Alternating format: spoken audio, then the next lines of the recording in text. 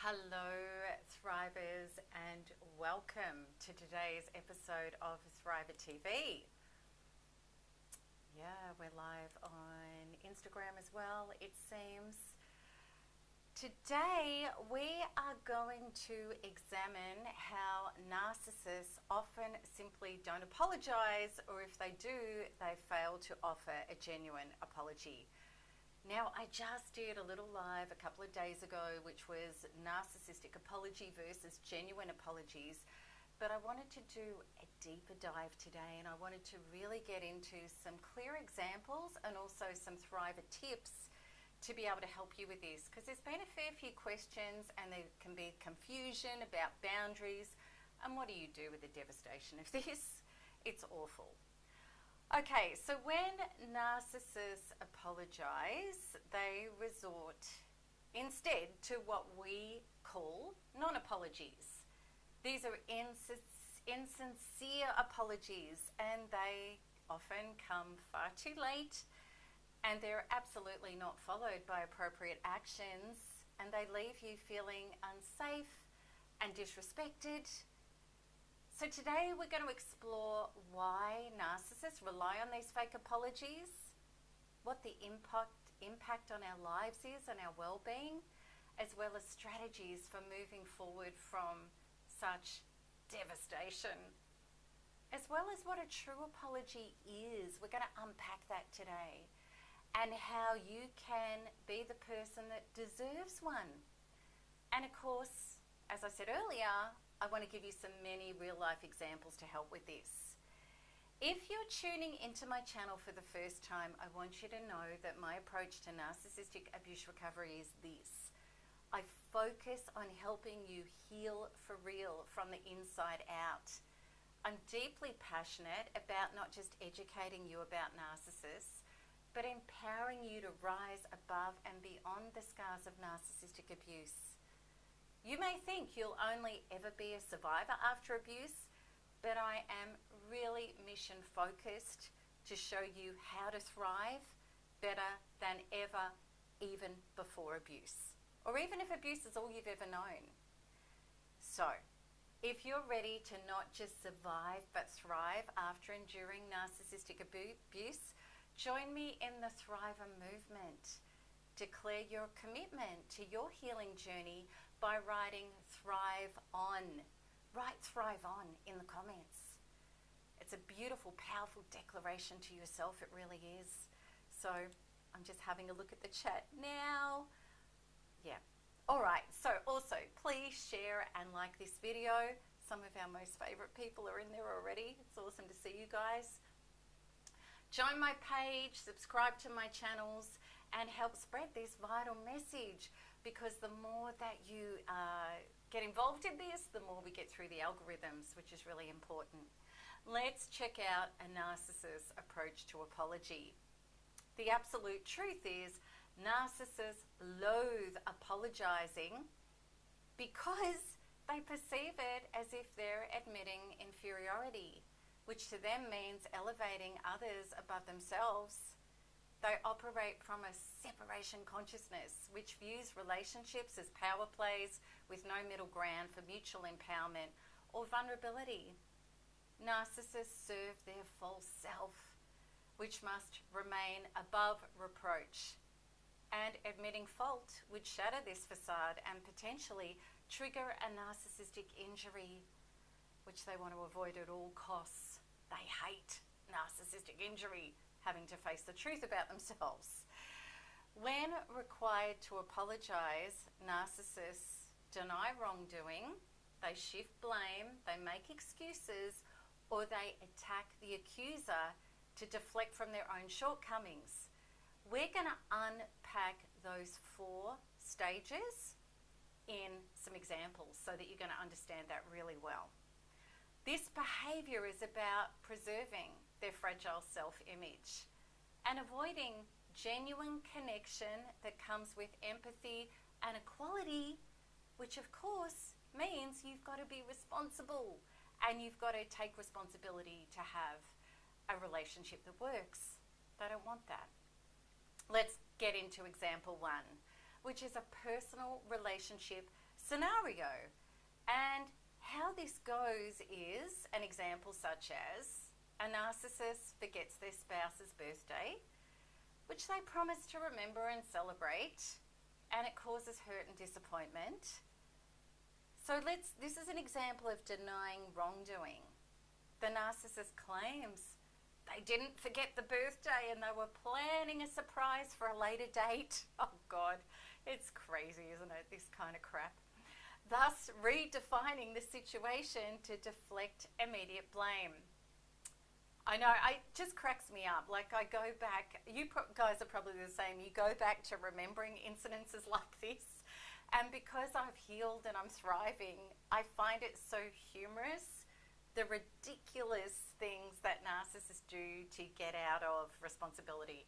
Okay, so in this situation, and I know it might still really hurt you so much, so please excuse me finding it humorous, and my greatest wish is that you get to this place too one day, and I know you can. All right, so shifting blame. This person who forgot the birthday accuses the spouse of not reminding them about the birthday. Oh my God, as if they should. Because they had so many other important things on their mind, implying the oversight is partly the spouse's fault for not being considerate of their busy schedule. I'm sure you can relate to this. Making excuses. The narcissist might also say that they've been under a lot of stress at work, suggesting that their mental load made it difficult to keep track of personal commitments. And then we've got this old chestnut, which I'm sure you've experienced, attacking the accuser.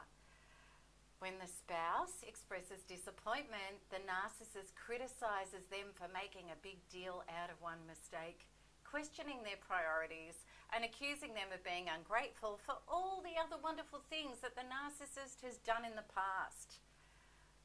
Can you relate? Just say yes in the chat if you can relate to any of this. Because you know what? The thing is, narcissists come out of the same cookie cutter.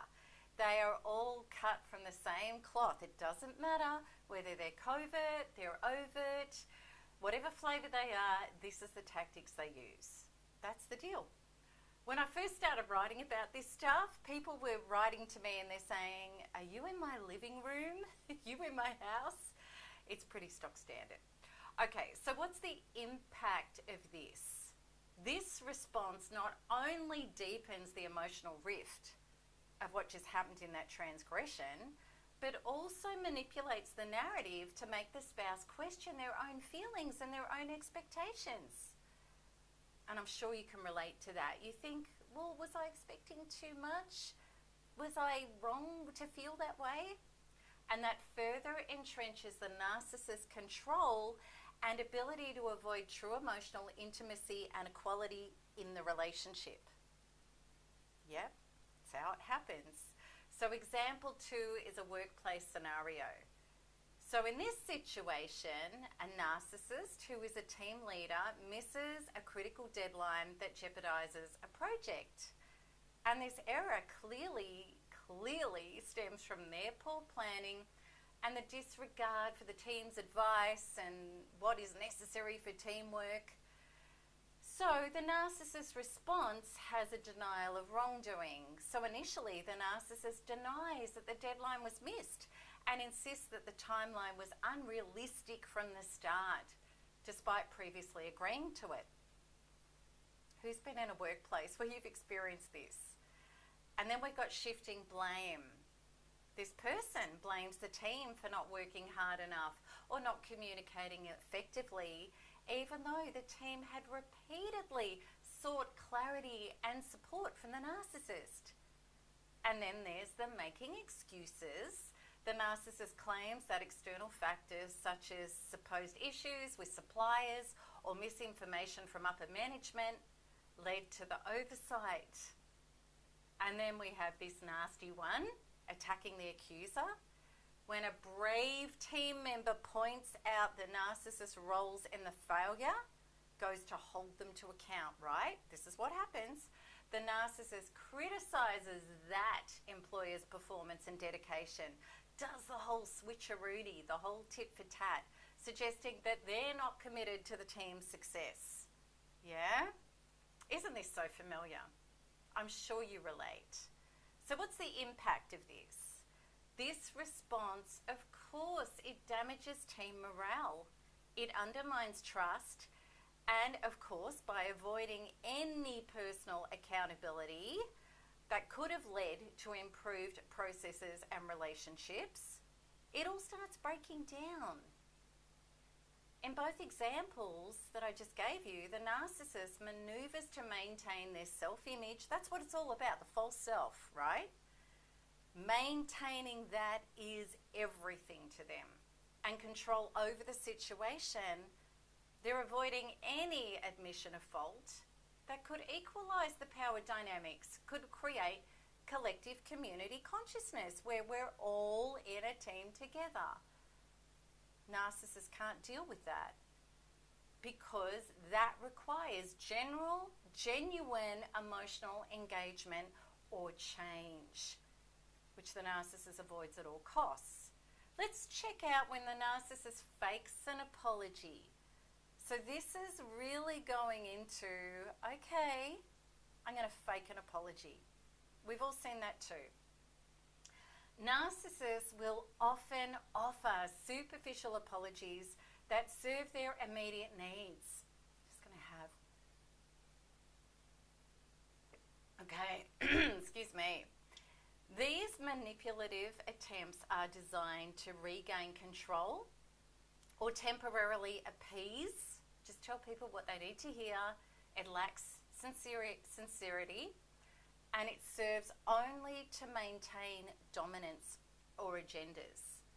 When a relationship is at risk, they might offer dramatic expressions of remorse. We call it crocodile tears and gifts and promising to do anything. However, these are merely tactics to reassert control. They're not genuine regret. So let's give some more examples of this, because I really hope that these examples, I trust they're going to be really helpful for you. So example 1 is a corporate office scenario. So in this situation, a narcissistic manager is called out during a performance review for repeatedly taking credit for work done by the subordinates, which has caused resentment in the team. So the narcissistic response is a superficial apology. So how that goes, in front of the HR, the narcissist offers a quick, smooth apology saying, I'm sorry if there's been any misunderstanding about the contributions to our projects. It's never been my intention to overshadow anyone's hard work. So that's what they do. Strategic timing. This is another tactic that can be used. And this apology comes only after the HR department gets involved and there's a real threat to the narcissist's position and reputation within the company. So have we all seen that? An apology only comes at death knock. Your bags are packed, you're ready to leave, okay, or some serious consequence, and then the apology will come. And then there's also lack of sincerity. The apology lacks any specific acknowledgement of wrongdoing or detailed commitment to change behaviour, indicating it's merely a strategic move to diffuse this situation temporarily. Now we're going to go into an acknowledgement and what a genuine apology is. We're going to break that down soon. But there certainly wasn't that in this example. Manipulative intent. Following the apology, the narcissist might privately tell team members that the complaints about them have caused personal stress or harm, aiming to flip the narrative and get narcissistic supply, which is sympathy and control. So what's the impact of this? The team remains skeptical and sees the apology as insincere, because it was half-baked, leaving the underlying issues unaddressed and allowing the narcissist to maintain their dominant stance under a guise of remorse. let's have a look at a family dynamic scenario. So there's been a significant argument where a narcissistic parent is overly critical and hurtful towards their child, and the child pulls away and possibly cuts ties. The narcissist's response could be a dramatic apology, and in a dramatic apology, the narcissist unexpectedly shows up at the child's home with gifts and tearfully apologizes for the argument. And they say, I'm sorry for what happened. I just want us to be close. I don't want to fight like this. And this is a calculated approach. This grand gesture happens only after the child stops initiating contact and the narcissist feels their control waning. Emotional manipulation is happening. During the apology, the narcissist emphasizes how much the conflict has hurt them personally and shifts the focus from the child's feelings to their own. Continued control. Post-apology, the narcissist may demand immediate forgiveness. Demanding immediate forgiveness. Who's had that? Say me in the chat. And act as if the single apology should just restore normal relations. Using it as a leverage in further disagreements. Remember how I apologized? You can't keep holding this against me. Now, of course, you could use that formula for any relationship. Of course, you may have had a child, a narcissistic child, do that to you. You may have had this experience in a love relationship. Of course, this was an example. So the impact is, and I'm seeing that you guys are relating to this in the chat, the impact is the child may temporarily feel hopeful that their parent is capable of change, but the cycle of criticism and fake remorse continues, which reinforces a dynamic of control. There's no genuine resolution or improvement in the relationship. So in both examples, the narcissist uses apologies, if they ever do, but these apologies as tactical tools rather than opportunities for genuine reconciliation, aiming to stabilize their position and influence over others without any accountability and without any change. So when a narcissist says, I said I'm sorry, what more do you want from me? I'm sure you've heard this.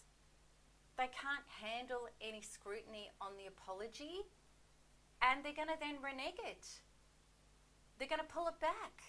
So if you kind of poke it, you know, what does that mean, that apology? What are you going to do? How are you going to change? How can I be safe?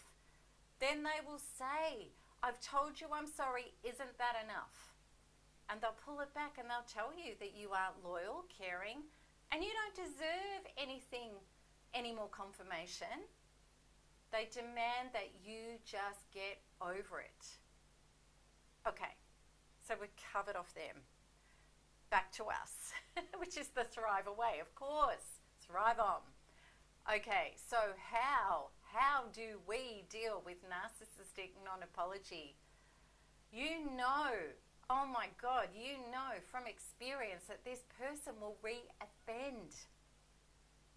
The glitches, the oversights, the sense of entitlement that cause their actions to distress another person, they've never been owned, acknowledged, or adjusted. We know that when we're forced to overlook a non-apology or accept an insincere one, we're putting our emotional, mental, and literal soul health at risk. So why is it so much more important to receive a true apology rather than just two little words, I'm sorry? Especially when they're angry and defensive. It's ridiculous. Because we need to know, and this is on us, right? We need to know we are valued as much as we are healing up to value ourselves. People don't treat us how we treat them. They treat us in relation to the relationship we're having with ourselves. And we need to know we are worth so much more than two little words that are meant to just shut us up or because somebody is upset they got caught, rather than caring about how it actually affected us. It's not just about them wanting access to us again to fulfill their own agendas without our healthy interests at heart. So what is really required? What is really required in any healthy relationship? Awareness and consideration, because that's fundamental to humanity. I want you to open your heart and just feel that. Awareness and consideration is fundamental to humanity, point blank. So therefore, a conscious, genuine apology involves recognizing the impact of one's actions and demonstrating authentic remorse. It's about showing that you care enough to understand and address the hurt you've caused. Would you agree with that? Say yes in the chat if you do agree. Let's have a look at a genuine apology. I'm going to give you an example, and this is a really good example. So during a heated argument, one partner, let's just call him Alex, makes a dismissive comment about his partner Jordan's new career venture. And he says it's a waste of time, and he puts it down. Later, realizing the hurt that his comments caused, Alex decides to apologize sincerely. So Alex's apology, let's break it down. Acknowledgement of specific actions. Alex approaches Jordan in a calm setting, ensuring that he has Jordan's full attention. And he says, Jordan, I've been reflecting on our argument earlier, and I realized I was wrong to dismiss your new business ideas. It was really thoughtless for me to say it was a waste of time. There's your acknowledgement. Now here's an expression of genuine remorse. So making eye contact, and it would be with heart open, right? Not delivered from the head angrily, from an open heart. Alex continues, I'm really sorry for my words. I know how important this project is to you.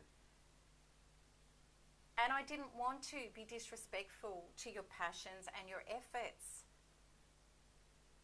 So he's acknowledged the impact on her and how it felt.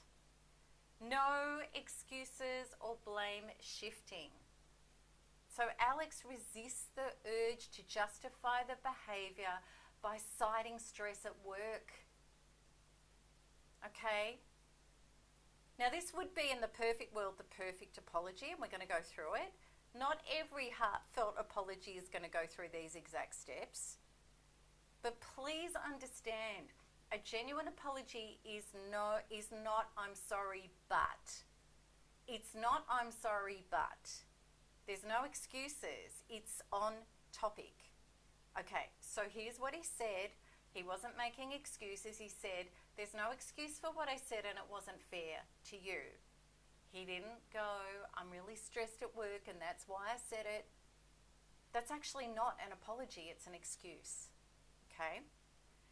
Communicating empathy. Alex tries to empathize with Jordan's feelings. I can imagine how this comment could make you feel unsupported. And that's the last thing I want you to feel, especially from me. Because I'm your biggest supporter. Commitment to change. Now this is really important. Something that narcissists will never do.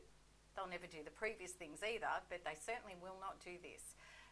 They can lie about it, but they won't do it. Alex concludes with a commitment to improve. I want to be better at supporting you, not just in words and through my actions. I'm going to make more effort to understand more about your business and help where I can. Please tell me how I can support you moving forward. Gorgeous. How beautiful. That's so real. That's so genuine. Can you feel that? Jordan feels genuinely heard and validated. Alex's apology acknowledges the specific wrongdoing. It expresses true remorse and it includes a commitment to do better. They're the important things. which helps rebuild trust and intimacy in the relationship. This sincere, non-excuses apology and the effort to understand and support Jordan's endeavours fosters a deeper connection and a stronger partnership. Now, can you imagine? Let's get really real a bit about this. All relationships have arguments. They have disruptions, they have disagreements. But this is such a perfect time to lean in with empathy for greater connection and intimacy.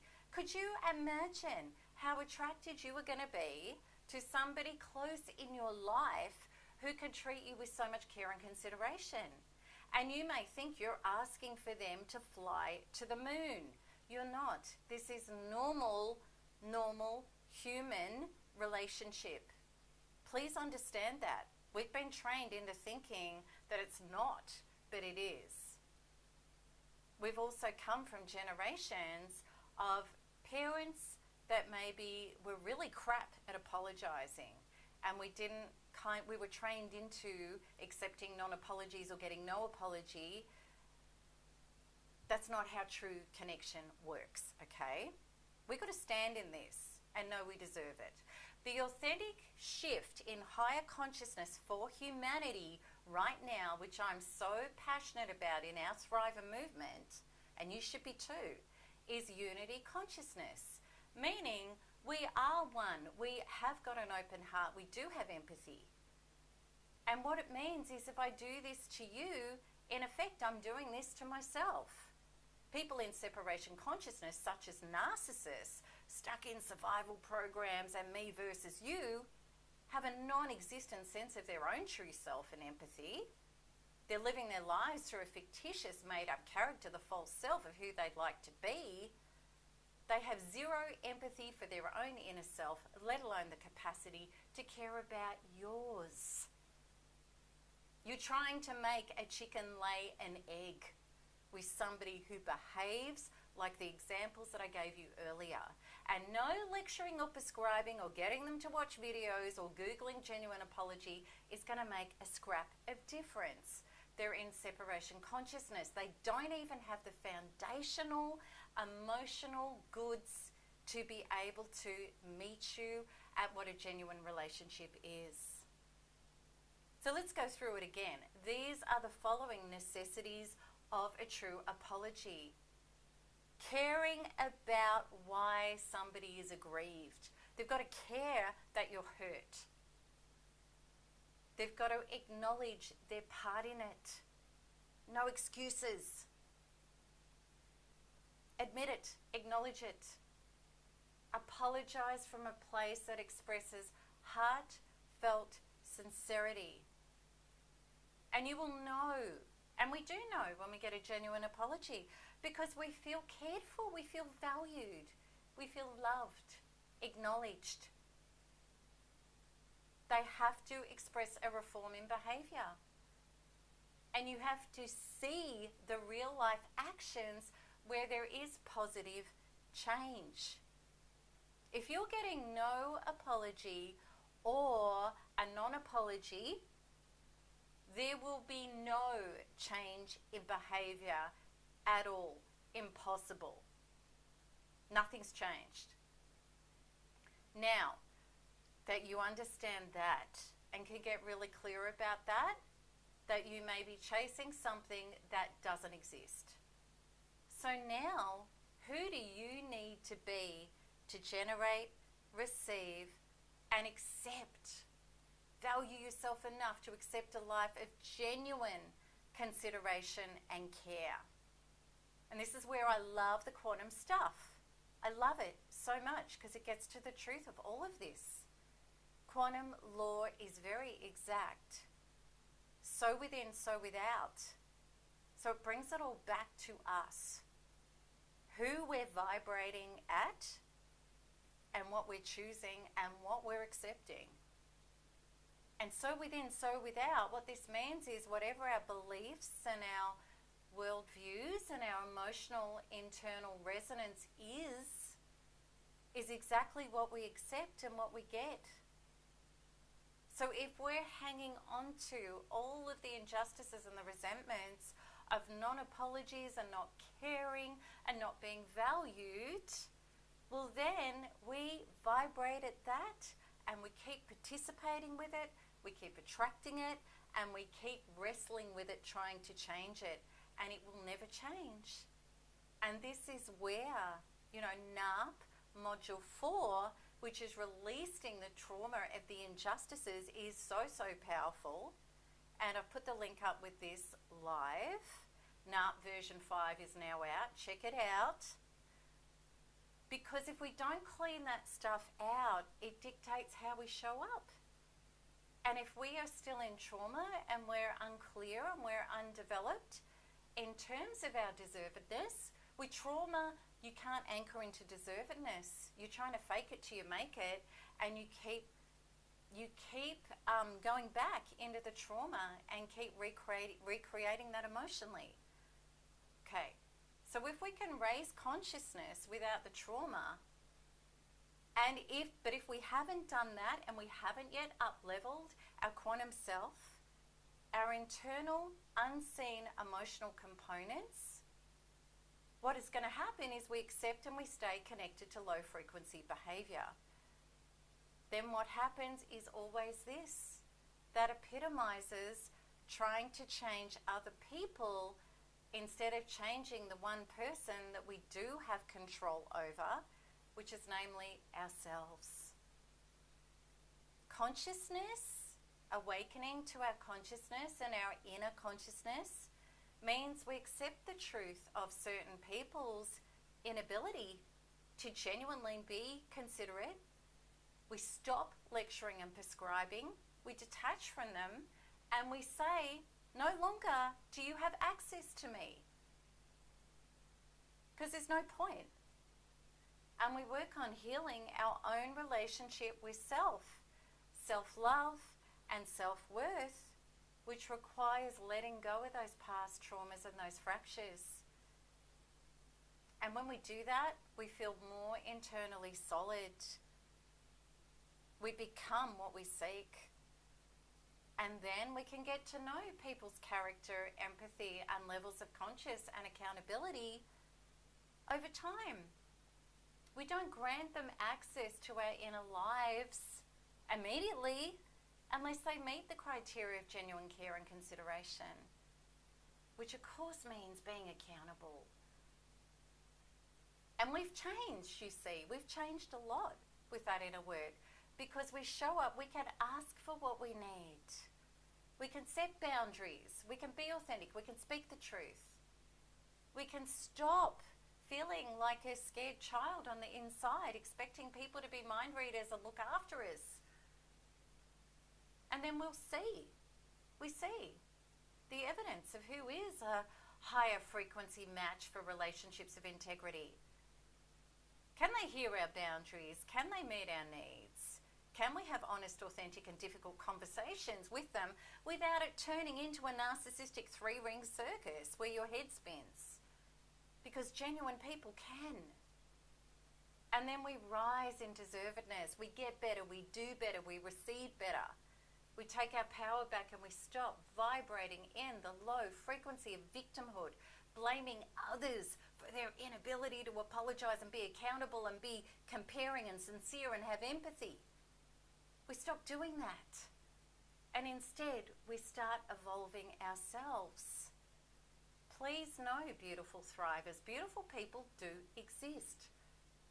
But we need to be the foundational quantum, unseen, inner self, emotional alignment. And we do that through inner work and evolution to be able to have this.